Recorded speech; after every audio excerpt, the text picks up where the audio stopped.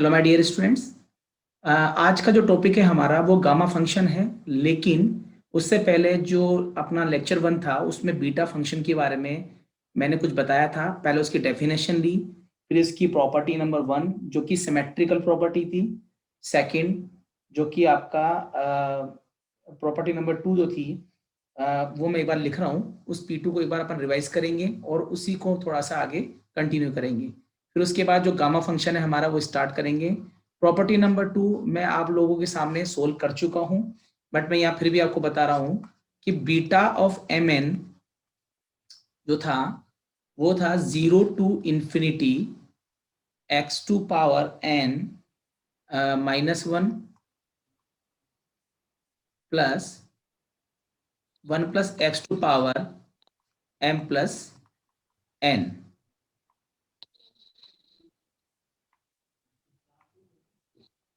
ठीक है, लेकिन इस जगह पर मैंने y यूज किया था, x की जगह मैंने y यूज किया था। ठीक है, यहां पर x की जगह मैंने y वेरिएबल यूज किया था, तो ये प्रॉपर्टी हम कर चुके हैं। हम इस प्रॉपर्टी को ऐसे भी लिख सकते हैं, that will be property number 3। हम इसको ऐसे भी लिख सकते हैं, बीटा mn को मतलब mn की जगह nm भी हम इसको लिख सकते हैं। तो आप यहाँ पर 0 टू इंफिनिटी, ये जो x टू पावर n-1 है, क्योंकि यहाँ पर सेकंड नंबर पे n था तो n-1 और इन दोनों का टोटल नीचे लिखा हुआ है, यानी कि मैं इस n को रिप्लेस m से भी कर सकता हूं। यानी यहाँ पर हम इसको लिख सकते हैं m-1 upon 1 plus x to power m plus n dy। ठीक है, और कुछ ज्यादा कुछ नहीं किया मैंने, यानी कि जो n है उस n को आप m से रिप्लेस कर सकते हैं, नीचे कोई फर्क नहीं पड़ेगा। ये सिमेट्रिकल प्रॉपर्टी से लगा सकते हैं, तो बीटा mn को आप ऐसे भी लिख सकते हैं और बीटा mn को ऐसे भी प्रूफ किया जा सकता है। तो P2 में प्रूफ कर चुका हूं। P3 that is last property, जो कि बीटा फंक्शन की बात कर रहा हूं, गामा फंक्शन में स्टार्ट करने वाला हूं।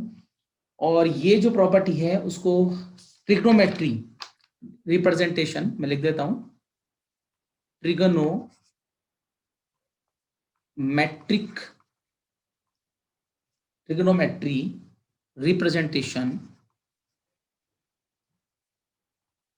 Presentation of beta mn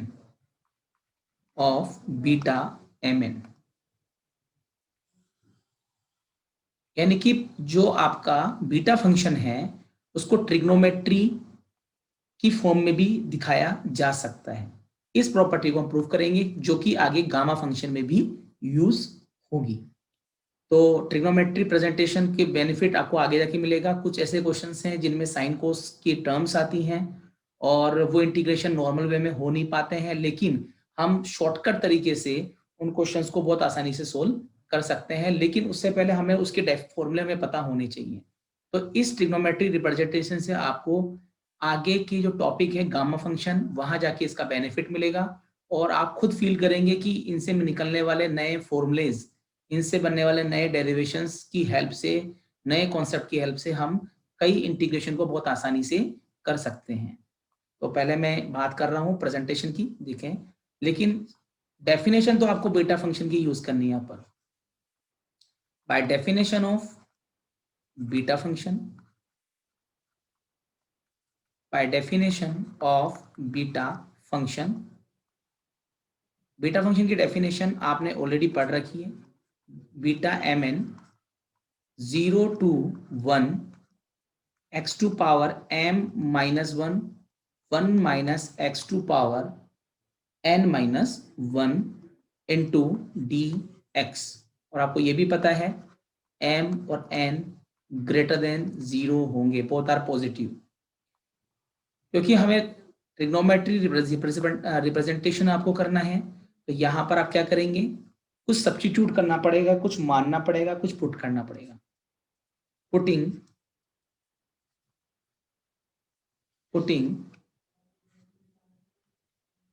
just a minute, x is equal to sine square theta.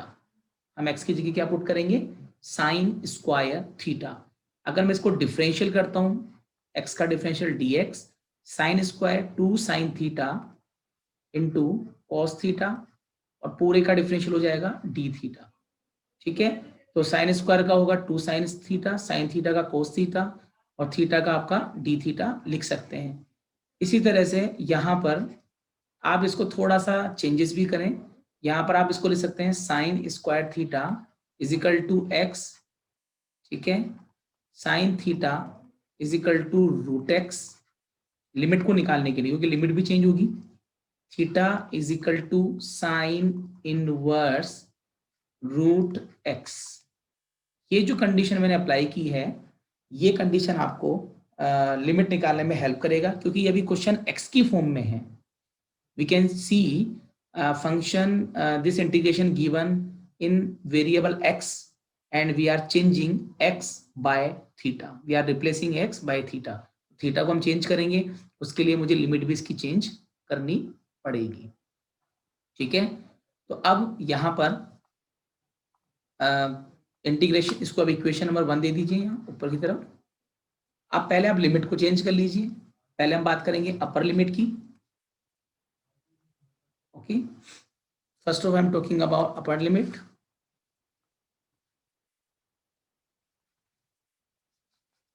Upper limit के लिए सबसे पहले x की जो लिमिट है वो 1 है। वी कैन चेक, x की लिमिट 1 है। कहाँ रखेंगे ये वैल्यू? ये रखेंगे यहाँ पर।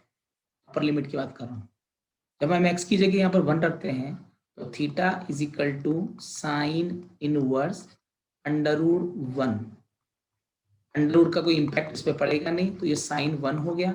साइन में 1 वैल्यू होती है पाई बाय 2 की, यानी साइन पाई बाय 2 1, तो sine inverse 1 is equal to pi by 2। Overall theta is equal to pi by 2। कहाँ रिप्लेस करोगे आप? x इक्वल टू 1 की जगह से रिप्लेस करेंगे। सिमिलरली फॉर, जिस तरह से आपने अपर लिमिट ली है, वैसे हम बात करेंगे लोअर लिमिट की। ठीक है, लोअर लिमिट के अंदर आप क्या करेंगे? x की जगह 0 पुट करेंगे। देखिए आपके क्वेश्चन के अंदर जो निम्नतम सीमा जिसे कहते हैं, ये लोअर लिमिट आपको दिख रही है। आपको रखना कहाँ है? आपको ये वैल्यू रखनी है इस जगह पर, x की जगह। तो theta is equal to sine inverse under root 0, वैसे भी ये 0 ही हो जाएगा। साइन इनवर्स 0, और साइन इनवर्स 0 0 होता है, या हम कह सकते हैं साइन 0 की वैल्यू 0 होती है। तो थीटा की वैल्यू यहाँ पर आप यूज करेंगे 0। ठीक है, थीटा की जगह आप यहाँ पर क्या यूज करेंगे? 0 यूज करेंगे। तो हमारा जो क्वेश्चन है आपको दिखाई दे रहा है, हमारा जो क्वेश्चन है ऊपर डेफिनेशन जो आपको दिखाई दे रही है, हम उस डेफिनेशन की बात कर रहे हैं। इस डेफिनेशन के अंदर आपको x की जगह तो पुट करना है साइन स्क्वायर थीटा, और जहां पर लिमिट है इन लिमिट्स को हम चेंज करके पाई बाय 2 टू 0 लिखेंगे। नाउ फ्रॉम इक्वेशन नंबर 1 हम इसको कंटिन्यू करते हैं।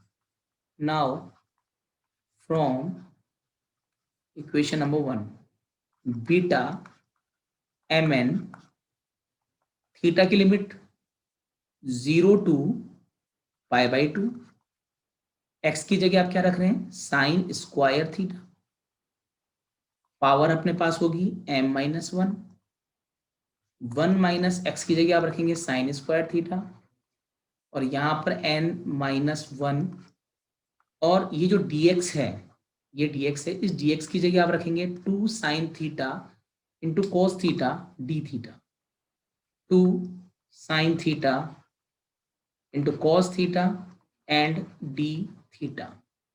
हमारा ऑब्जेक्ट क्या है? हम बीटा फंक्शन को ट्रिग्नोमेट्री फॉर्म में कन्वर्ट करने की कोशिश कर रहे हैं, यानी कि इसे हम ट्रिग्नोमेट्री फॉर्म में भी प्रेजेंट कर सकते हैं। ठीक है, तो इसको थोड़ा कंटिन्यू करते हैं और आपको समझ में आएगा। 0 टू पाई बाय 2, जो ये आपके पास ऊपर की तरफ जो 2 दिख रहा है, मैंने बस x की जगह वैल्यू पुट की है। 2 को अंदर मल्टीप्लाई कीजिए, यहाँ पर देखिए जरा, sign 2m minus 2 into theta. क्या कर रहे हैं आप? इस 2 को इससे और इससे मल्टीप्लाई करके बाहर निकालेंगे, मतलब ये अंदर ले जाएंगे या बाहर, जैसा भी आप चाहें। इसी तरह से सेकंड वाले में लिखेंगे 1 minus sign square theta cos square theta होता है n-1, और बाकी रिमेनिंग टर्म्स जो आपके पास है वो है 2 sine theta into cos theta into D theta. ठीक है, अब एक काम करते हैं, ये जो 2 आ रहा है आपके पास में, इस 2 को हम बाहर कॉमन ले लेंगे, इसको थोड़ा क्लोज कर देंगे। ठीक है, और आप देखते हैं कि इसकी वैल्यू यहाँ पर 1 गिवन है। अब आप इसको और सोल्व कीजिए, ये एज इट इज रहेगा 0 to π/2 sine 2 to power m-2 into, यहाँ पर एंगल में थीटा है। सिमिलरली फॉर कॉस, ये जो 2 आ रहा है कॉस में, इसको भी इन दोनों से क्या करना पड़ेगा, मल्टीप्लाई आपको करना पड़ेगा। तो ये हो जाएगा आपका 2n-2 into theta sine to power 1 है यहाँ पर theta, and cos to power 1 यहाँ पर थीटा है, और ये हो जाएगा आपका डी थीटा। ठीक है, यहां तक आपको कोई प्रॉब्लम नहीं होनी चाहिए। अब ये जो साइन थीटा का टर्म है एंड दिस टर्म, इन दोनों का बेस सेम है, then power will be added है ना, तो ये दोनों ऐड हो जाएंगे, इन दोनों को आप ऐड कर लीजिए। 2 0 to π/2 साइन 2m-2 प्लस 1, क्योंकि साइड दोनों सेम है, साइन के साथ में वर्किंग कर रहा हूं, इन दोनों के साथ में। ठीक है, इन दोनों के साथ वर्किंग हो रही है। अब इसी तरह से इन दोनों के साथ इनकी पावर्स को हम ऐड करेंगे। cos 2, just a minute, 2n-2 plus 1 theta D theta.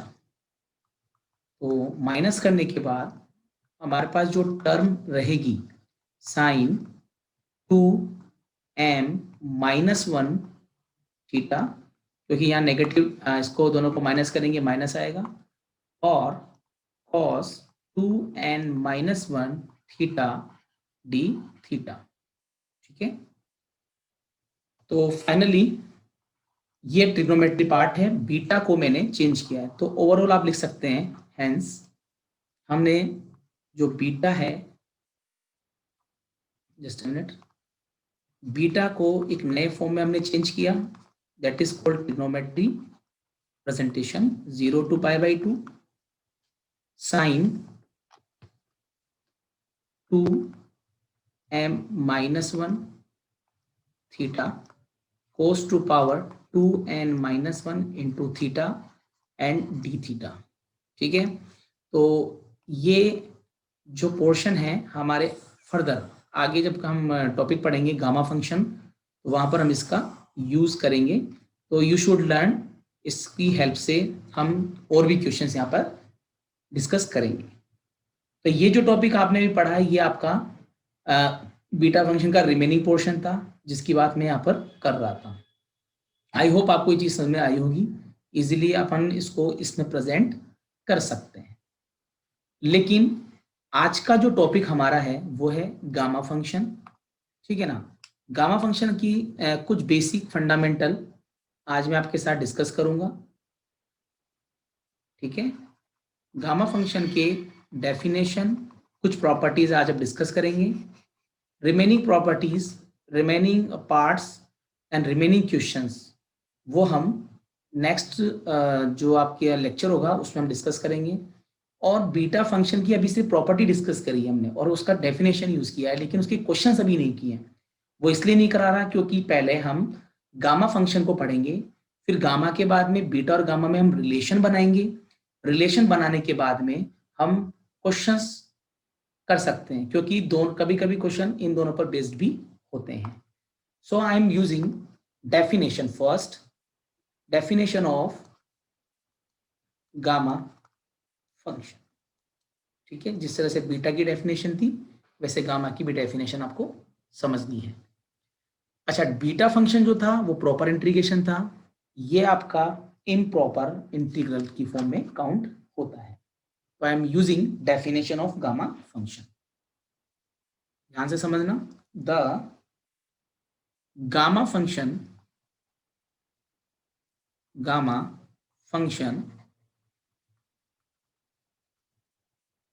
denoted by gamma, ये इस तरह का जो सिंबल होता है वो गामा होता है, गामा एन। अच्छा, कई लोग इसको इससे बना लेते हैं, गलत, ये रूट है।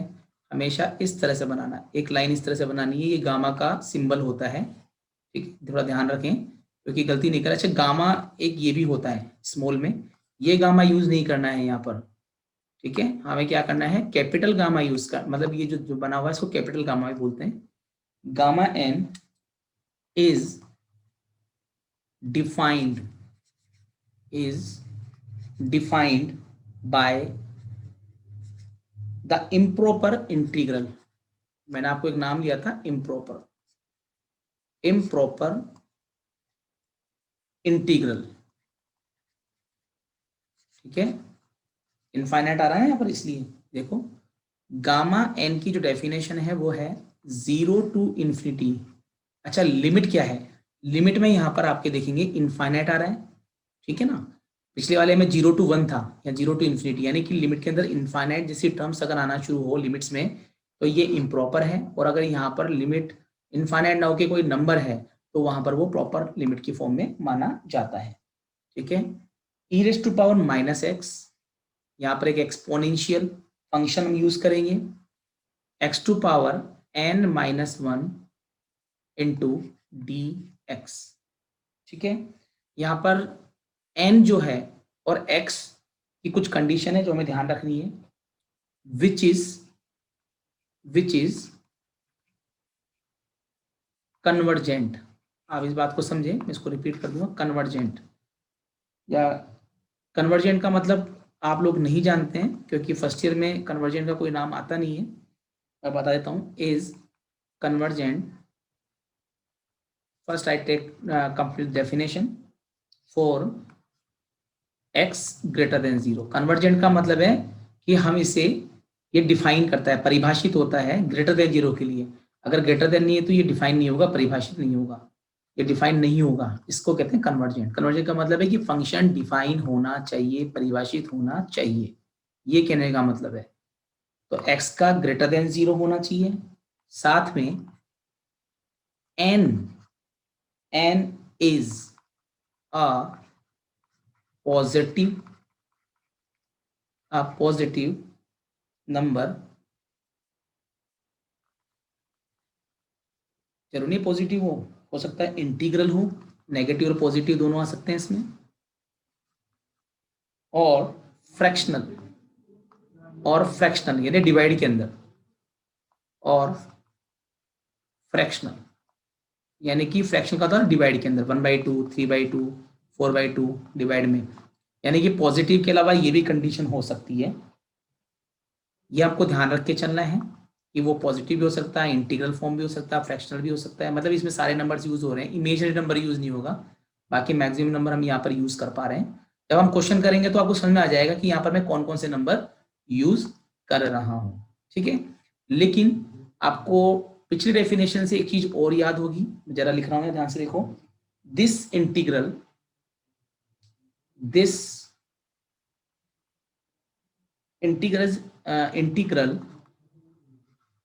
is also called या also called second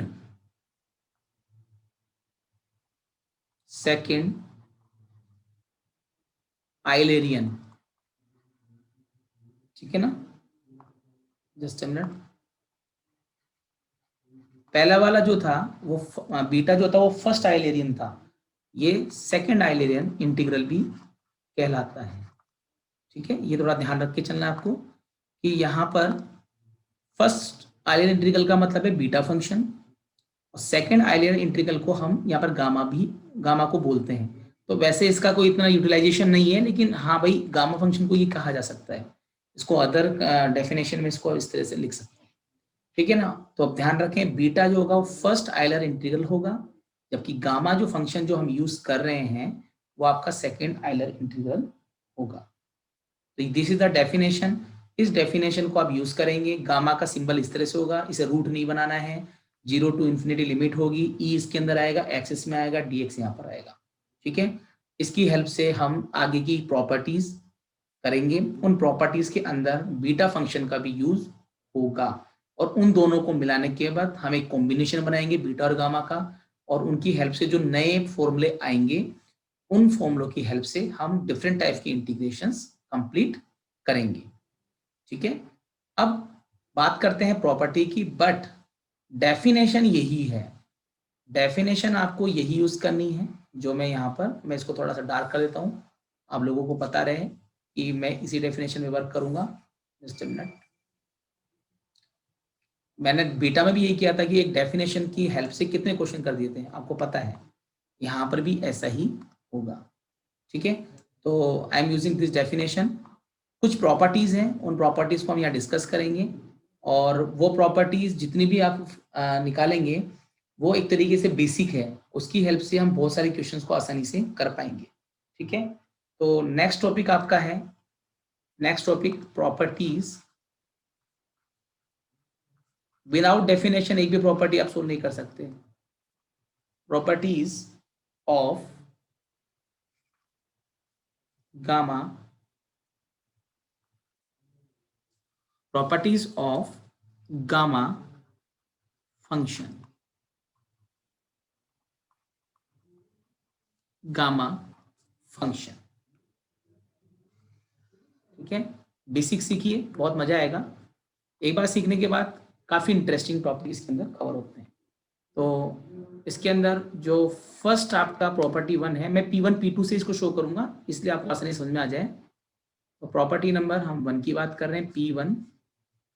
ठीक है, प्रॉपर्टी 1 के अकॉर्डिंग मैं उसको एक तरीके से प्रूफ की फॉर्म में लूंगा। शो दैट, एक क्वेश्चन की तरह मान लीजिए, इसे क्वेश्चन आता है, show that gamma 1 is equal to 1 होता है। अगेन रिपीटिंग, गामा 1 की वैल्यू हमेशा 1 होती है। जैसे फैक्टर 1 की वैल्यू 1 होती है ना, गामा में अगर 1 रखा जाए तो उसकी वैल्यू हमेशा क्या होगी, 1 होगी।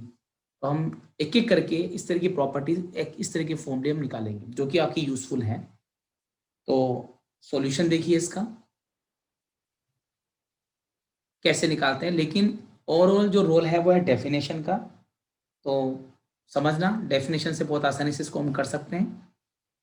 बाय डेफिनेशन ऑफ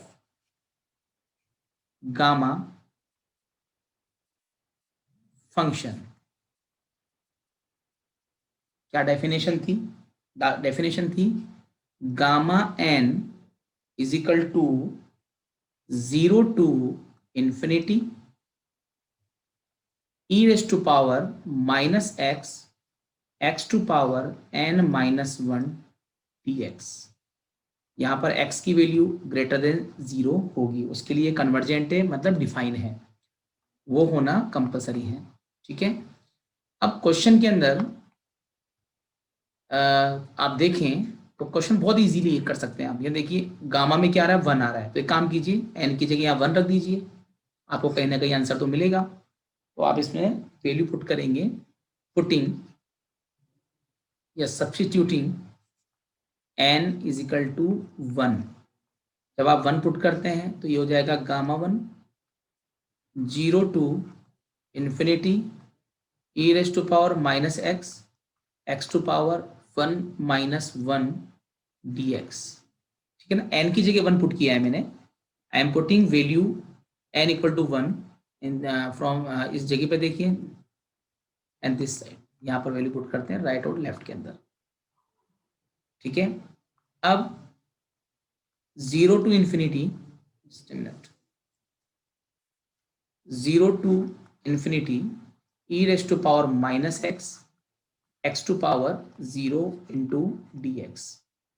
आपको पता है कि x टू पावर 0 जो होगा वो 1 होता है। ठीक है, पता होना चाहिए आपको। तो 0 to infinity e raise to power minus x dx। अब और भी बेसिक हैं जो मुझे आप लोगों से डिस्कस करना है इस क्वेश्चन को आगे बढ़ाने से पहले। या मैं इसको एक बार दोबारा से रिपीट कर देता हूँ, साथ में कुछ टॉपिक, कुछ डेफिनेशंस को हम यहाँ पर कंटिन्यू करेंगे, जिससे कि आप वो चीज आपको क्लियरली समझ में आए। तो प्लीज एक बार रुकें आप। हाँ जी,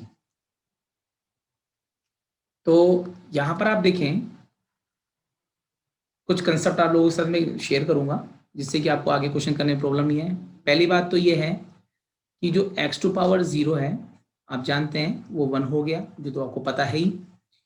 ई एक्सपोनेंशियल फंक्शन है, e raise to power infinity हमेशा इन्फिनिटी ही होता है, और e raise to power minus infinity हमेशा क्या होगा, 0 होगा। ठीक है, और इसको आप ऐसे भी समझ सकते हैं, सॉरी मैंने गलती करी यहाँ पर, इसकी वैल्यू इन्फिनिटी होगी, e raise to power infinity infinity होगा, e raise to power minus infinity 0 होता है। आप इसको ऐसे समझ सकते हैं कि अगर 1 upon e raise to power infinity अगर लिखा हो, तो हम उसको लिख सकते हैं इन्फिनिटी, और इसको हम लिख सकते हैं 0। ठीक है, तो अगर मैं इसको कंटिन्यू करूं, अगर मैं इस पावर को ऊपर की तरफ लेके जाऊं, तो ये e raise to power minus infinity बन जाता है, विच इज नॉन एज 0। ठीक है, यह हमें पता होना चाहिए। तो ये कंडीशंस हैं जो ध्यान रखनी है आपको। First condition, second condition, third condition. इसकी हेल्प से आप आगे का क्वेश्चन बहुत आसानी से कर पाएंगे। अब मुझे इसका इंटीग्रेशन करना है। ठीक है, 0 टू इन्फिनिटी, इंटीग्रेशन डायरेक्टली कर लेते हैं। E raise to power minus x का integration, e raise to power minus x, negative term आती है -1, 0 टू इन्फिनिटी, क्योंकि ई की पावर का तो e raise to power x ही होता है। माइनस को आप बाहर कीजिए, e raise to power minus x, 0 to infinity, solve करेंगे, minus e raise to power minus infinity minus e raise to power -0, वैसे भी ई रेस टू पावर 0 भी 1 ही होता है। तो यहाँ पर आप देखेंगे कि e raise to power minus infinity यहाँ पर 0 हो जाएगा, यहाँ पर 1 हो जाएगा। ई की पावर 0 है ना, इसकी वैल्यू तो वैसे माइनस हो चाहे प्लस हो, इसकी वैल्यू तो 1 ही होगी, कोई फर्क नहीं पड़ता इस चीज से। ठीक है, तो यहाँ पर आप इसको लिख सकते हैं 1, क्योंकि नेगेटिव बाहर आ रहा है, तो ओवरऑल इसकी वैल्यू आपकी क्या होगी, 1 होगी। तो हम कुल मिला के लिख सकते हैं कि गामा 1 की जो वैल्यू होती है, गामा 1 की जो वैल्यू होगी वो 1 होगी। दिस इज अ प्रॉपर्टी जो हमें ध्यान रख के चलनी है, इजीली इसको समझ सकते हैं ना। तो ये प्रॉपर्टी हम यहाँ पर लगा सकते हैं। अब एक प्रॉपर्टी और हम डिस्कस करेंगे। ठीक है, ये इजीली आपको समझ में आ रहा है, कहीं प्रॉब्लम नहीं है। Property number 2, property number 2, property 2 जो है वो है n gamma gamma n plus 1 is equal to n gamma n, यानी कि इसको हम ऐसा लिख सकते हैं, गामा एन प्लस 1 को एन गामा एन लिख सकते हैं। प्रॉपर्टी 3 भी इसी से रिलेटेड है, क्योंकि दोनों को हम एक साथ ही करेंगे। प्रॉपर्टी नंबर 3 की हम अगर बात करें, तो गामा एन प्लस 1 जो अभी यहाँ दिखाई दे रहा है, उसको हम लिख सकते हैं फैक्टोरियल एन, फैक्टोरियल एन, या फैक्टोरियल को हम कुछ लोग ऐसे भी लिखते हैं। अच्छा, यहाँ पर जो n की वैल्यू है वो आप यूज करेंगे 1, 2, 3 एंड सो ऑन। ठीक है, ये यूज करते हैं। ये दो प्रॉपर्टी को मिला के सिंपल अगर मैं बात करूं इसकी, तो गामा एन प्लस 1 को हम लिख सकते हैं n gamma n is equal to factorial n, is equal to factorial n, ये हम लिख सकते हैं। इसको प्रूफ करेंगे हम एग्जाम्पल के तौर पर। मैं आपको प्रूफ करने से पहले एक एग्जाम्पल मैं आपको बता दूं। जैसे मान लीजिए मुझे n प्लस 1 का मतलब ये हो गया, जैसे मान लीजिए यहाँ पर मैंने लिया 5 ले लिया, गामा 5 की वैल्यू निकालनी है। अब गामा 5 का मतलब यहाँ पर क्लियर है, क्योंकि आप इन दोनों को देखिए, यहाँ देखिए, यहाँ पर अगर हम देखें तो n प्लस 1 है, मतलब एक ज्यादा है, एक प्लस वैल्यू है। यहाँ पर n है तो यहाँ n प्लस 1 है, इसका मतलब अगर यहाँ पर 5 होगा तो यहाँ 4 होगा, क्योंकि एक वैल्यू कम लिखनी है, ठीक है ना। आप इस चीज को समझें कि यहाँ पर अगर n+1 है तो ऑब्वियसली जैसे 5 है तो ऑब्वियसली यहाँ पर आपके 4 आएगा, 4 आएगा, ये आपको थोड़ा समझना पड़ेगा।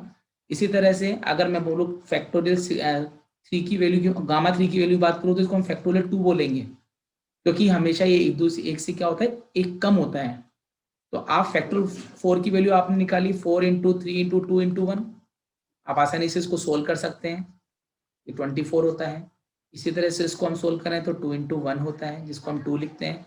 यानी गामा की वैल्यू को आप इस तरह से शो कर सकते हैं। सिमिलरली अगर मुझे निकालना है गामा 4 की वैल्यू निकालनी है तो ऑब्वियसली ये फैक्टोरियल 3 के इक्वल होगा। इसको हम ले सकते हैं 3 इंटू 2 इंटू 1 दैट इज 6, ठीक है। तो ये कंडीशंस हैं इन दोनों प्रॉपर्टीज को, इसके अलावा बहुत सारी प्रॉपर्टीज अभी अवेलेबल हैं। इन सारी प्रॉपर्टीज को हम नेक्स्ट लेक्चर के अंदर डिस्कस करेंगे, और ये बेसिक फंडामेंटल है जो मैंने आप लोगों से शेयर किया है। और ये जो थ्योरम्स, ये जो दोनों प्रॉपर्टीज है उनको हम नेक्स्ट लेक्चर में with help of definition of gamma function में डिस्कस करेंगे, ठीक है। तो आपको और अच्छी तरह से चीज समझ में आएगी, लेकिन बी कंटिन्यू, तभी आप इन क्वेश्चंस को कर पाएंगे। Okay, thank you.